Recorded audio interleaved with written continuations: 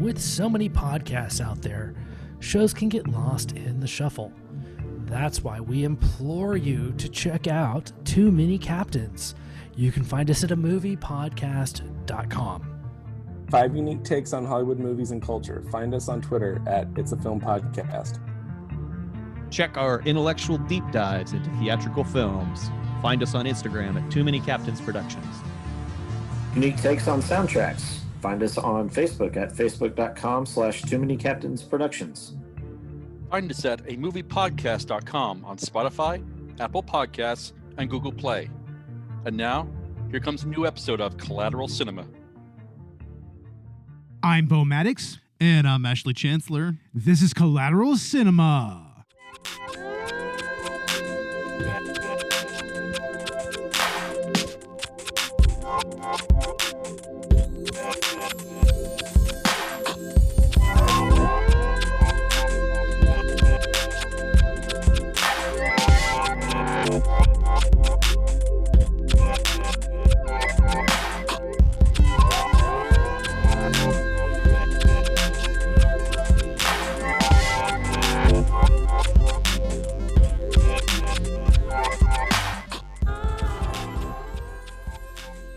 Welcome to Collateral Cinema, the only movie podcast that matters, where we focus on good movies, bad movies, and everything else in between in the world of cinema.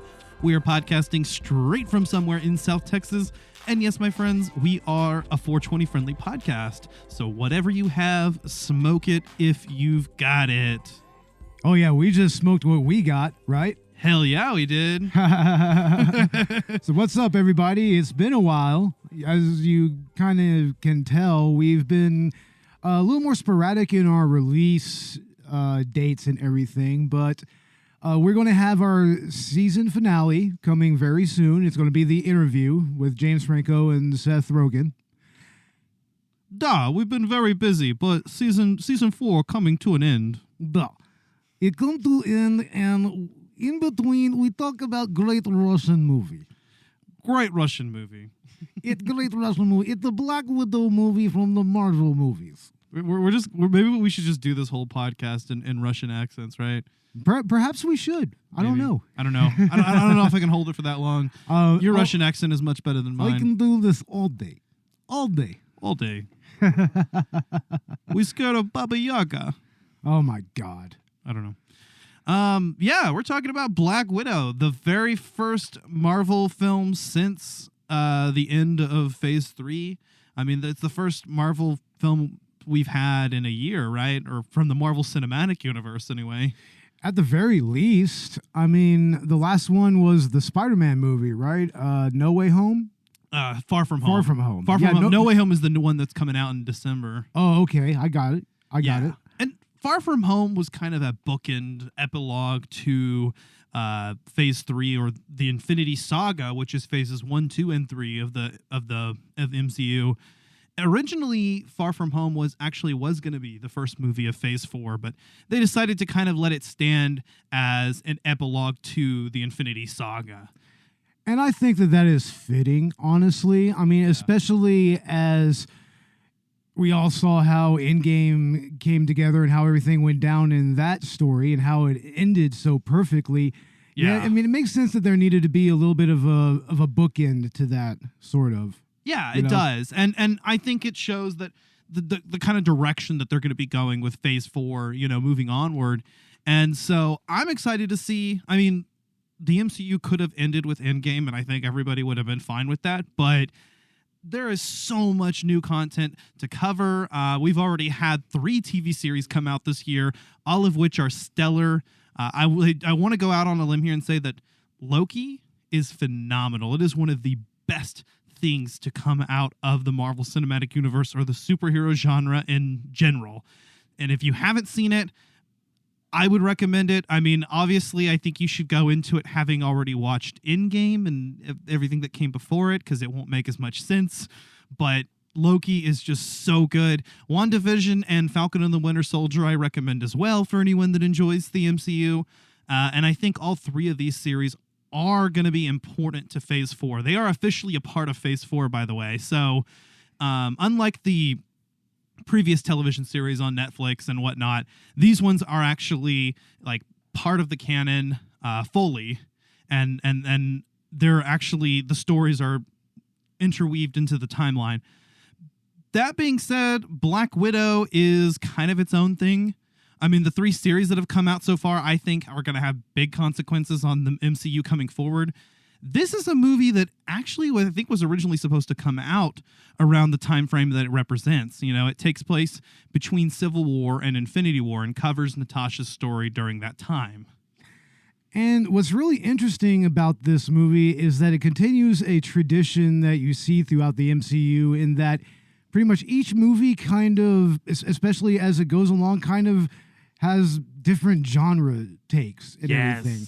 Like, this right here is more like a straight up action spy thriller with a little bit of family drama thrown in here and there. Yeah, it really is. And it's a really compelling storyline as well. We're not going to get into it, of course, for spoiler reasons, you know. But, I mean, it does tie into Natasha's past and some of her past actions and her regrets and everything. And they do address Budapest finally. Or should I say Budapest? Budapest. Get it right. As she corrects that one new character in the film. Miss Florence Pugh, by the way, who steals the show in this entire movie. I was actually talking about the other guy, but yes, Florence Pugh and David Harbour, I think, just stole the scene, every scene that they're in. Florence Pugh's chemistry with Scarlett Johansson was fantastic. And then, of course, David Harbour's character as the Red Guardian was just, that's the comic relief of the film. And he is great, honestly. He's so awesome. I love him. He is a great Russian hero. Now, superhero. People might recognize him from Stranger Things. He's one of the main characters in Stranger Things. And I don't think he has a lot else under his belt as an actor.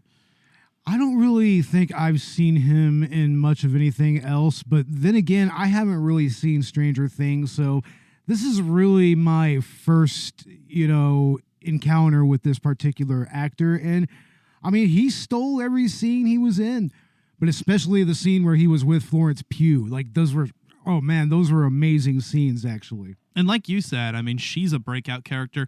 Obviously, I think they're kind of hinting at her taking on the role of the Black Widow, taking on the mantle. And we're not going to get into spoilers for this movie, but I mean, Avengers Endgame has already been out for a while. Yeah. And I mean, everybody knows, okay, so Black Widow is dead. She passed away in Endgame.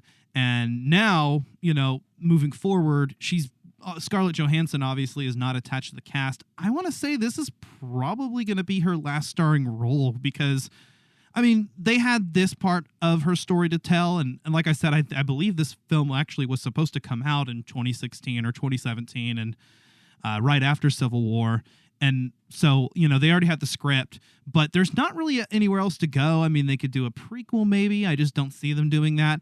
Of course, with some of the more recent Marvel shows teasing the concept of the multiverse, I guess anything's possible, but I'm going to go out on a limb and say this is probably the last time we'll see ScarJo in a starring role. I mean, she might return for cameos or a voice. Possibly. I don't know if she's going to be in the What If series or not. A lot of them are. Yeah.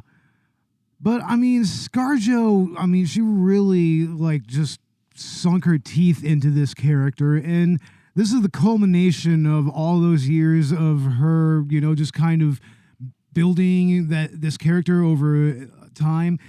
And this is also a perfect epilogue or epitaph, I should say, for the character as well. Yeah. It's a fitting end to her. It does work in the time frame that it came out.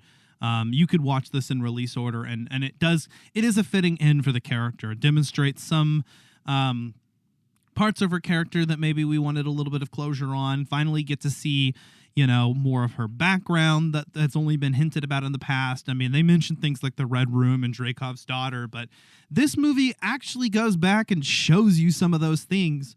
And it's a very interesting part of her life too, because this is Natasha post Red Room. Hasn't been working for them ever since she defected to S.H.I.E.L.D. And actually post her Avengers career for the most part, because, with the Sokovia Accords and whatnot, and her being a fugitive at the end of Civil War, that's something she's dealing with at this point in time is the breakup of her new family. And this movie also touches upon a family that she did have growing up, that may not have been her blood relatives, but they were a family unit. And honestly, like I said, the chemistry shines through between these characters. Rachel Weisz as well, right? Oh, she is amazing as Melina. I mean, and going back to the family unit, I mean, they're featured prominently in the intro of the movie. Yeah. And honestly, that was where things really got kind of compelling to me because, I mean, they had a real family dynamic. Yeah. In spite of, being spies and everything. So. Duh, we're a family of Russian spies. Duh, we do this professionally every day. It is very, very taxing work, but rewarding. Yeah. And it actually deals with a lot of the trauma and what she went through when she was working for that organization.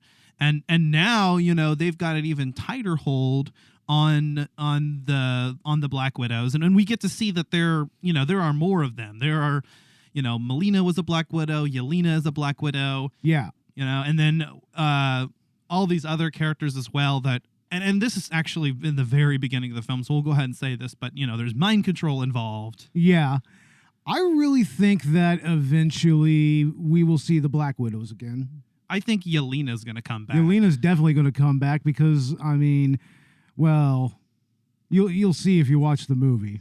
You'll see. You'll see. They do kind of, I mean, the movie takes place in 2016, but they acknowledge what's come, after. And so, yeah, you'll see whenever you watch the movie. But I thought that it was actually pretty good. I mean, I'm not going to say this is in my top 5 or top 10 MCU movies or anything. This is not one of the best films, but there's nothing wrong with it. I mean, I thought it was written decently. The characters, really awesome. The action scenes, the fighting was really, really good. There were some really cool shots like, Black Widow and Taskmaster, who's the big main villain in this one. Although we're not going to get into it, but yeah, you've got those two characters and they're falling, and they're just like landing on pieces of things that are falling in the sky. Such a cool scene. Yeah, the action set pieces throughout are very creative and it very evocative of their source material. Yeah. I mean, it's like, especially like with the raft. Like, I'm thinking of a different movie. Yeah, the raft was in Civil War, which we watched last night. We watched that. We watched that's this. Right. That's right. We watched the raft. I'm talking about, the ending set piece, which we're not going to get into, obviously, but I mean, let's just say that it's up in the sky and it is really, really elaborate. Yes, yeah. It feels very much like, for instance, the helicarrier scene in the first Avengers movie. Yeah, reminds me of BioShock Infinite, kind of. Yeah, okay, I see what you're talking about. Yeah.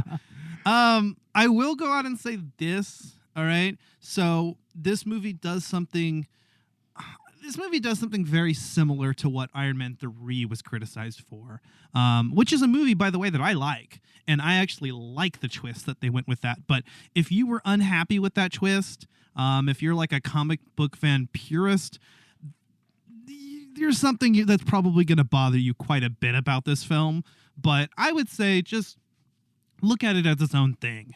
The MCU has been doing its own thing. It's inspired by the comics, but they're not afraid to take different corners with the stories and whatnot and actually kind of integrate things together. And I admire the MCU for that. For, some people will criticize, well, why does everything have to do with Tony Stark, blah, blah, blah. But I like the way that the Marvel Cinematic Universe actually ties everything together. It makes it more believable and immersive.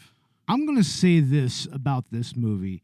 One of its biggest strong points is that it really doesn't have any of the other Avengers in it. It's strictly focused on Natasha and her plight with her family and being a fugitive and everything. Yeah, it is one of the first standalone films we've gotten in a while because even the standalone films or not, or solo films, so to speak, in the MCU recently are typically featuring other superheroes. So even though Thor Ragnarok is Thor's movie, I mean, it features the Hulk, and both the Spider-Man movies feature like a mentor character. So it's been a while since we've had not just a solo film, but like a real solo film. I mean, I'm thinking back like the original, like the Iron Man films. Yeah, we're very grounded and focused. The very first Iron Man, especially, yeah. But even Iron Man 2 and Iron Man 3, which exists after some of the crossovers are starting to happen, still felt like their own stories. Captain America movies, obviously. I mean, the last Captain America movie was an ensemble movie, so yeah, it practically was like an Avengers movie. Yeah. Honestly. Doctor Strange. That was It was a very solo film that didn't make a lot of references to much of anything else. Yeah, I have a feeling that's probably what's going to be happening with Shang-Chi as well. It's going to be very much a standalone thing. And Black Panther was kind of its own thing, too. Very much so, actually. Yeah. I mean, no other Avengers. Some characters like Ulysses Claw and Everett Ross show up, but yeah, no, you're right. But yeah, no, this film is... it is in a lot of ways kind of a return to roots. It does feel very standalone, and it doesn't feel like it needs to fit anywhere. Because even Black Panther is like, okay, this picks up after Civil War, and some of those events are still ongoing. This movie is set in the backdrop of Civil War, but it's not too involved in the events. It really is its own self-contained tale. Yeah, the furthest you get into that is in the beginning and the end when you see Ross, when you see him and everything. Right. I mean, that's really the only actual connection that you have to the previous movies other than in dialogue. I mean, it's brought up quite a bit in the dialogue, but I mean, you seriously don't see Captain America, you don't see Tony Stark, you don't see Spider-Man or anybody. I'm actually surprised. I mean, I'm used to not seeing other superheroes in the solo films, but I'm actually surprised by how little reference is made to any of that. Yeah, exactly. I mean, the movie really does tell its own story, and so I gotta respect what Cate Shortland, the director, and the writers did with this. Obviously, they were wanting to tell a story. That was their plan, and. I think this movie ended up being delayed several times, but it actually released at, I think, the perfect time. Because like you said, it does sort of bookend Natasha's journey through the MCU. And it is actually, I think, a great way to start up Phase 4, at least on the film side. And it also is a kind of a beginning point for Yelena as well. Yeah. And yes, there is a post-credit scene. We're not going to talk about it, but I will say it does set up one of the shows moving forward. So yeah, that's all that we'll really say on that. Yeah, there is a setup in the post-credits, and that's good. But other than that, I mean, the movie is just its own thing. And I watched it twice now, and I was completely interested the whole time. I mean, it never bored me. Like I said, I've seen a little bit of controversy already about this movie because, comic book movie fans are always going to bitch. Yeah, that's true. They're almost as bad as Star Wars fans. Yeah, that's right. I said it. Motherfuckers. You said it. Come at me.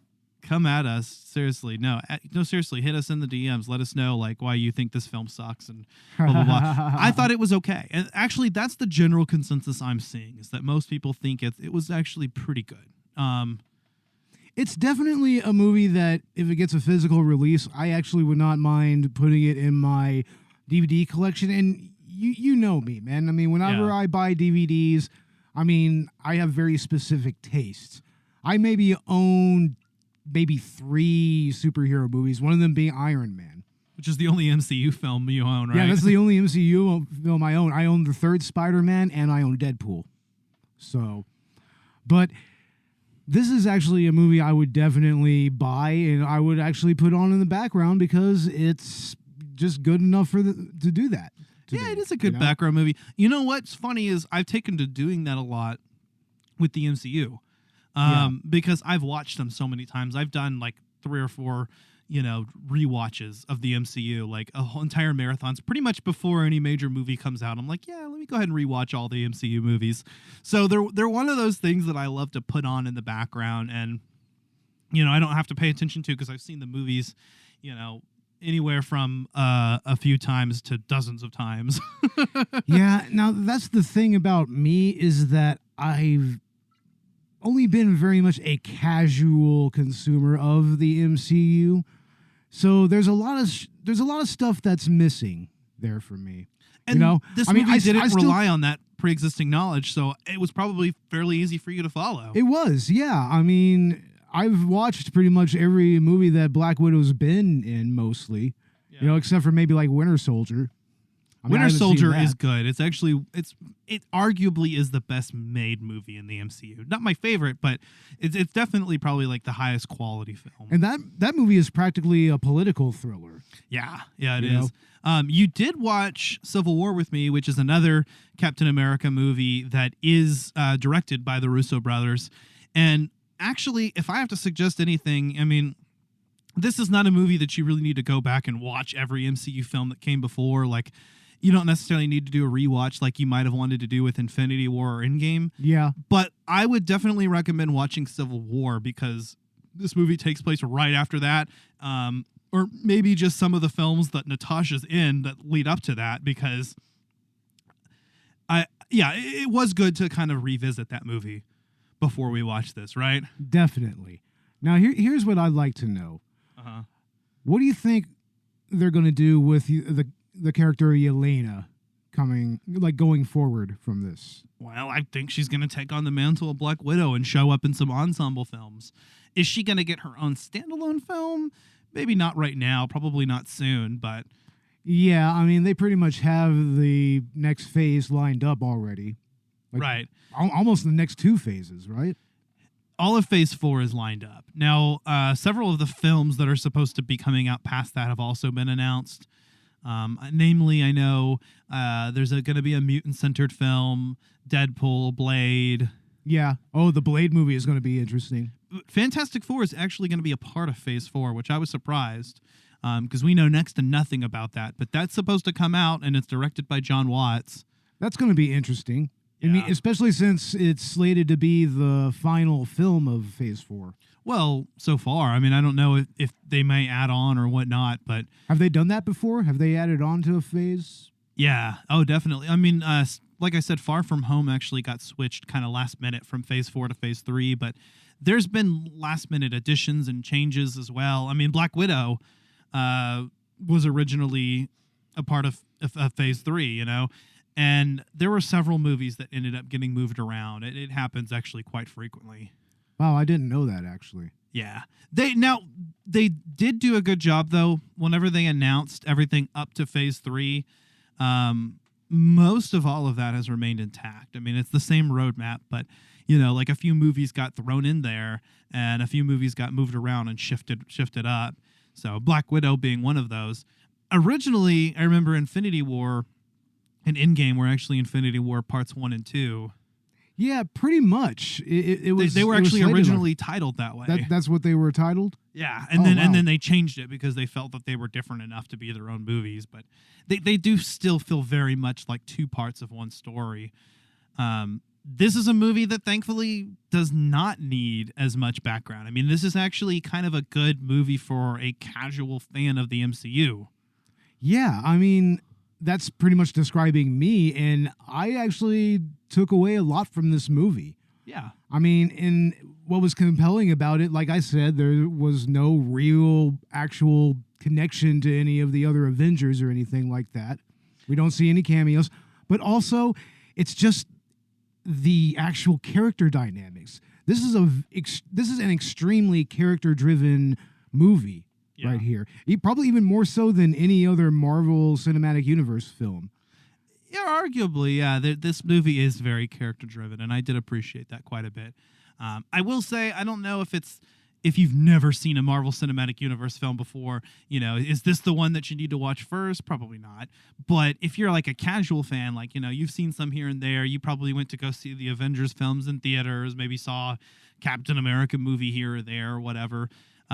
This is definitely a recommendation, I think, for that kind of because you're going to get a lot out of this experience. You're not going to have remembered everything that tied in, with the other films. And so it is kind of a nice respite.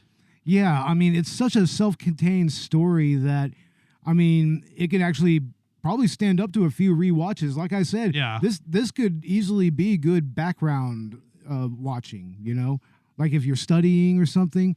Yeah. Like, I mean, because this is one of the Marvel Cinematic Universes where, the story has a lot of twists and turns to it, but, I mean, you don't really need to pay attention to it that much, Yeah. I think on the second rewatch, the rewatch with you, I zoned out or went to the bathroom a couple times or the kitchen or whatever. And Yeah. I still felt like I watched the movie from beginning to end. So I would argue that there is a little bit of filler in this movie. I don't know that it quite justifies its length.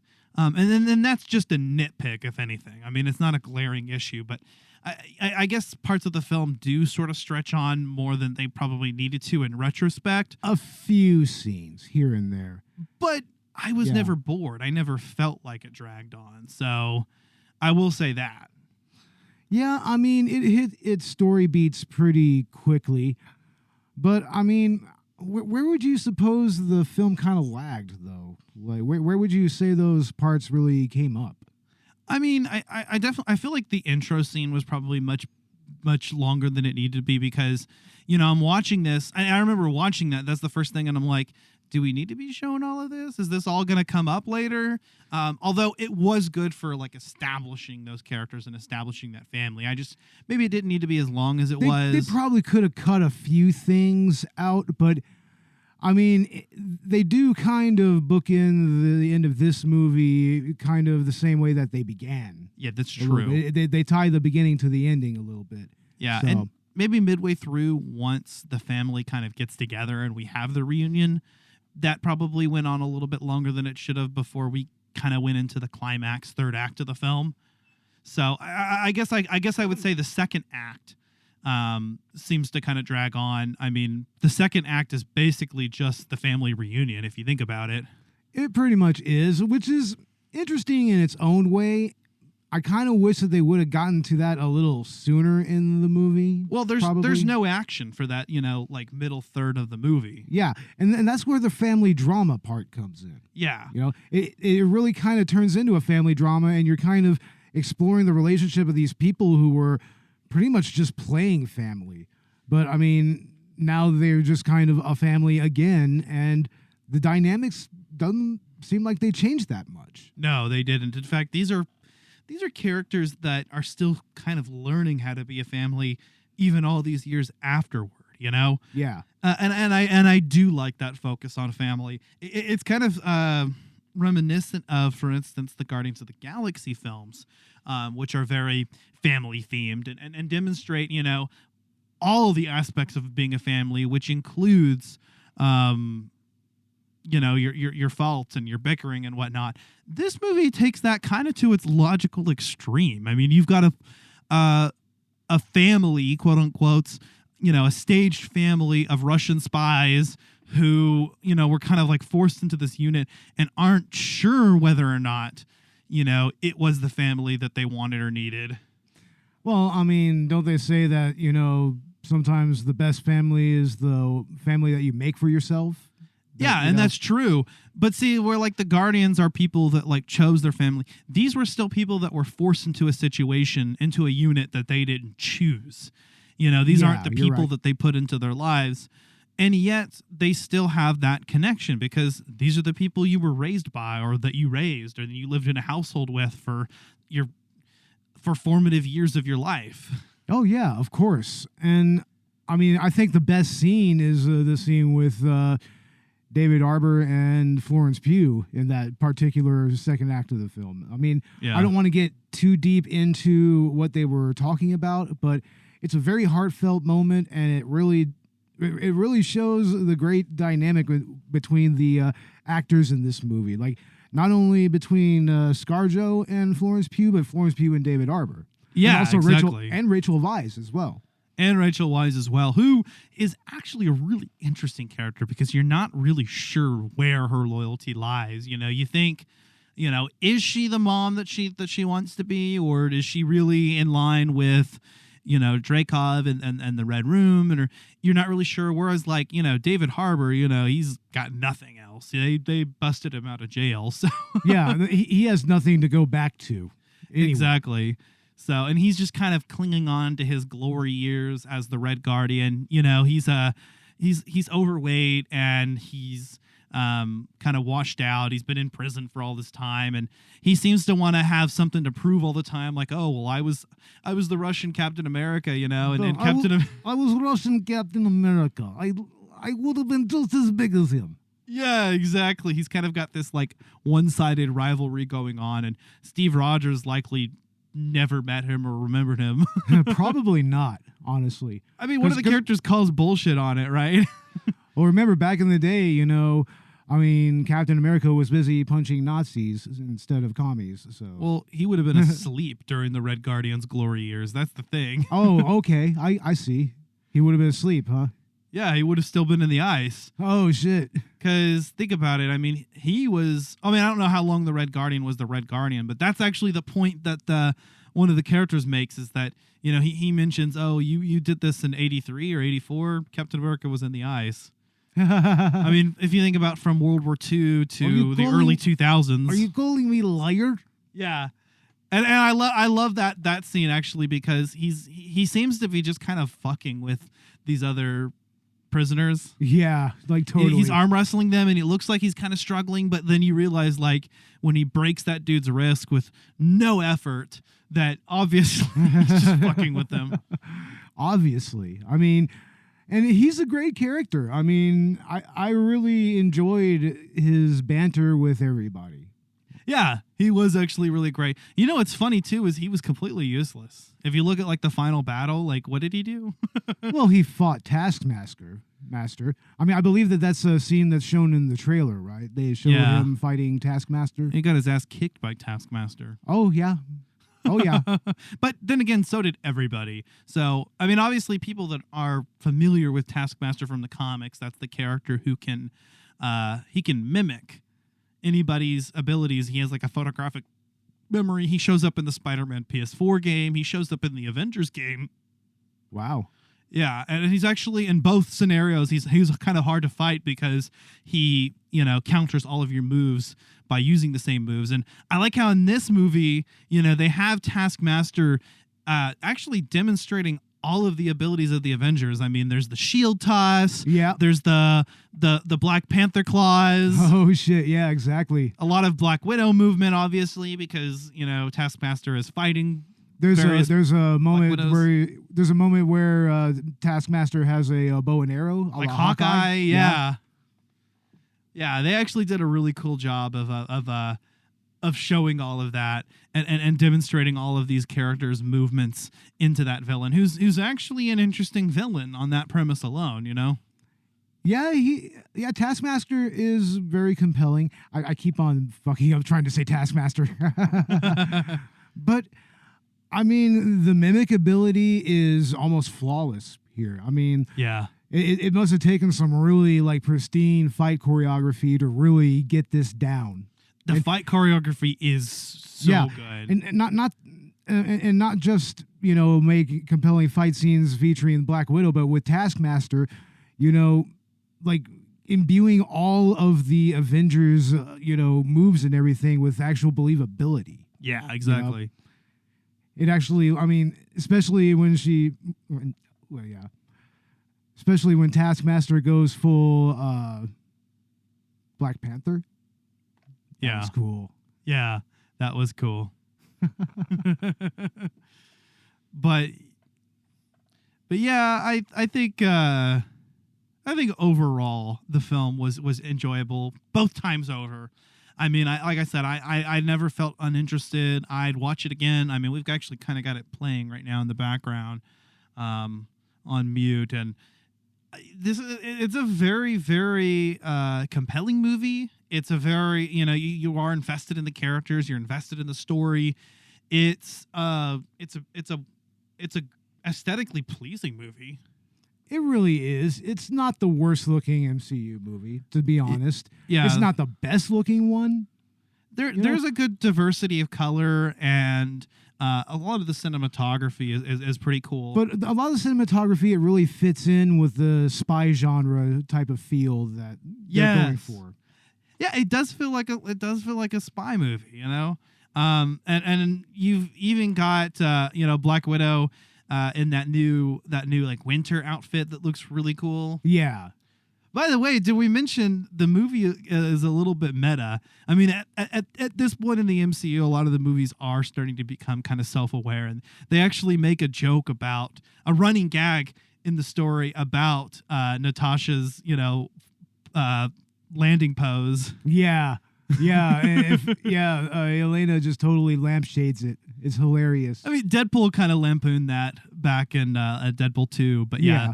Total lampshading. And I love how Yelena actually keeps bringing that up in the movie. That was actually one of the better running gags. It really was. and it made Yelena's character such a joy to watch. I mean, Florence Pugh just really went for it here. And she, like we said earlier, she's one of the breakout characters in this movie. She's one of the breakout actors, I should say. Yeah, there it is. There's the moment where she makes fun of it right there. Oh, yeah, exactly. Yeah, she's so funny. And I love her interactions, on screen with Scarlett Johansson. You can tell that she has talent.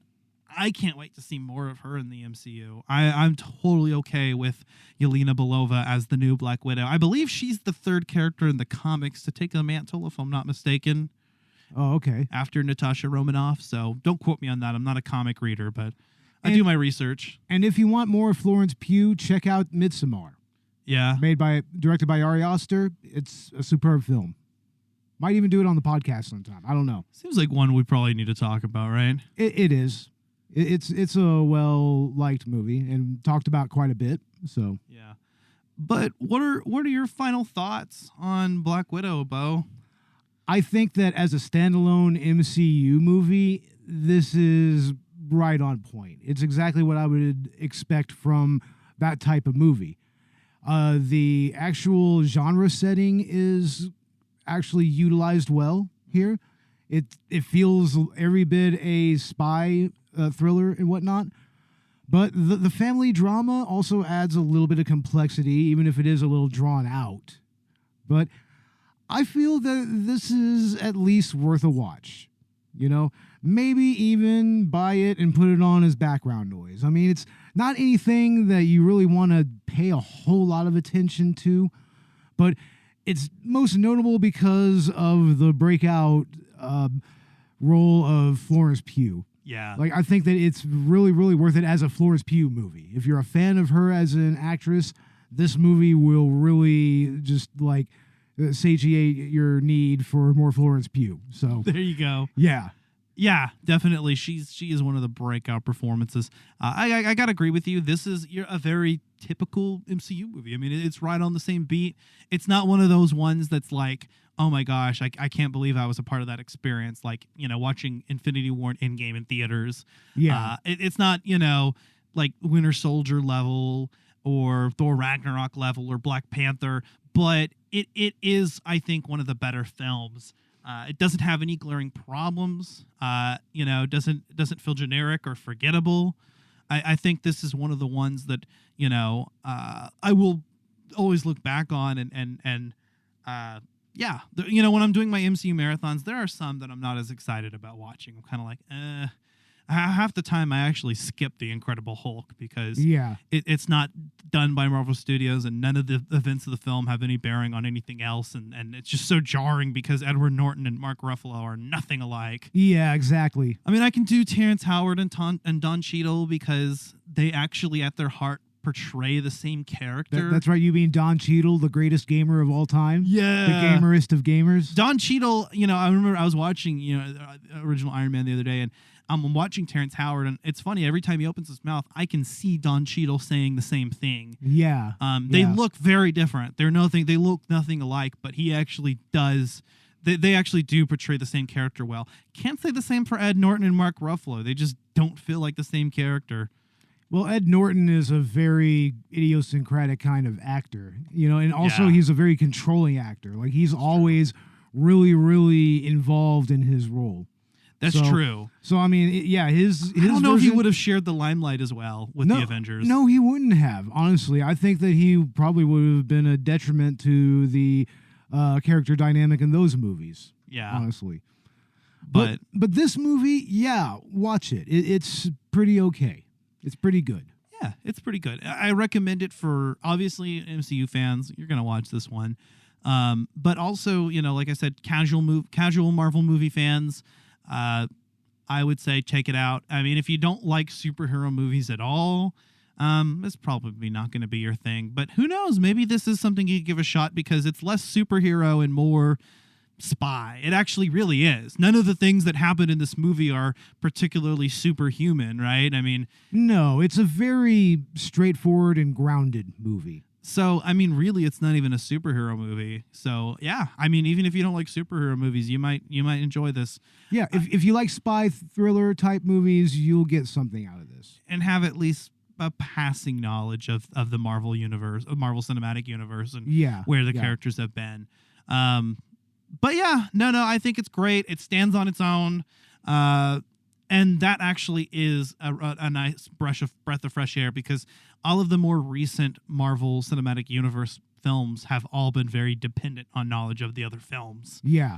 And this is kind of a return to form in a lot of ways. And we'll definitely get more of that intertangledness. And we are with the TV shows. It's actually funny that the TV shows right now are the ones that are being more serious and are like really integral to what's going to be going on in the MCU in the future and heavily dependent on references to other things. Whereas the movie is the thing that's just kind of like this is sort of a filler. Yeah, definitely. It is. It's like a filler arc of an anime, but like a good filler. You know? Yeah. That's probably the most succinct description. Like an enjoyable filler. Yeah. I guess that's all we have to say about it without going into spoilers here. I mean, there are a couple things we could talk about on that note, but I think the next MCU movie that we're going to be doing an At the Theaters episode on is probably going to be Spider-Man No Way Home. Yeah, definitely. We're definitely going to have to join the coverage on that one. Yeah. I mean, I don't know about Shang-Chi or Eternals. We may or may not, but definitely want to do Spider-Man if we have to pick and choose.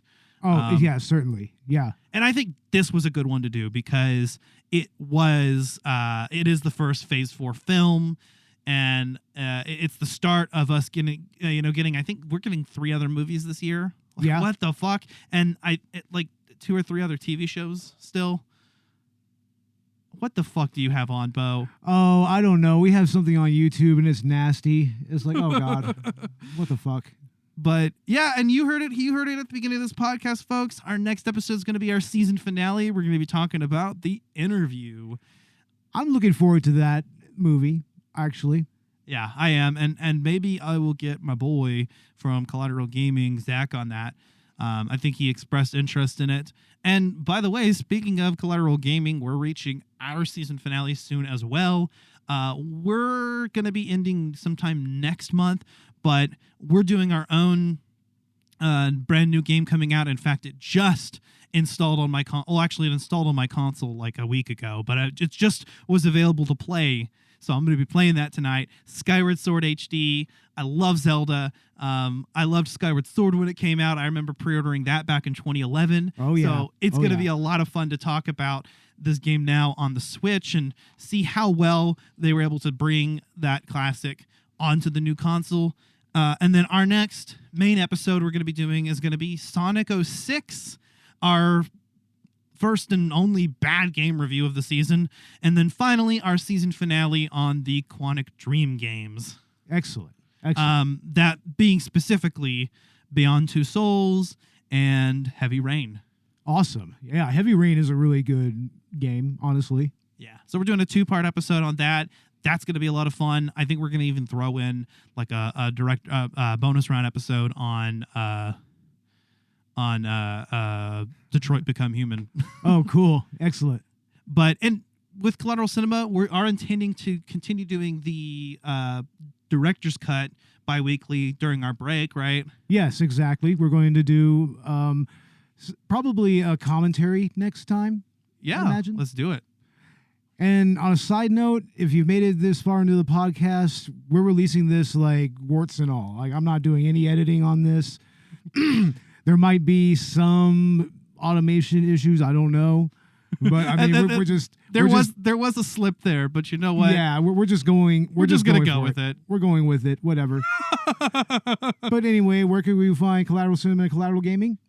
You can find us on Apple Podcasts, Spotify, Google Podcasts, YouTube, Pandora, wherever you get your podcasts at.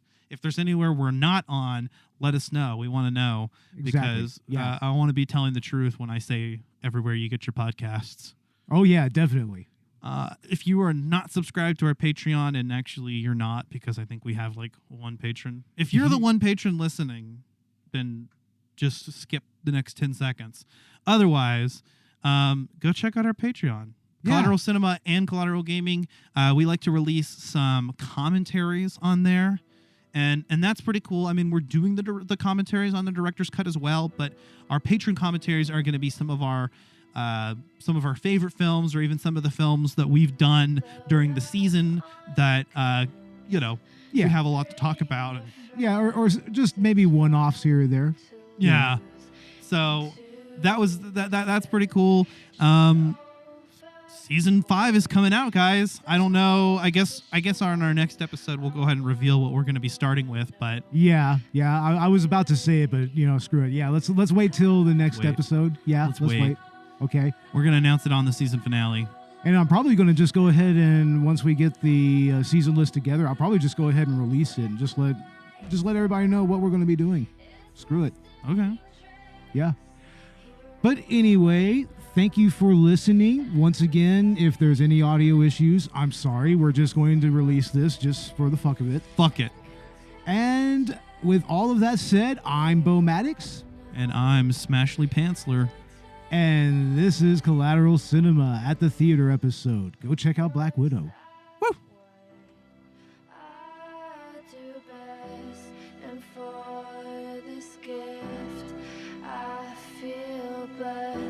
Our little group has always been and always will until the end. Hello, hello, hello, hello, hello, hello, hello. With the lights out, it's less dangerous. Here we are.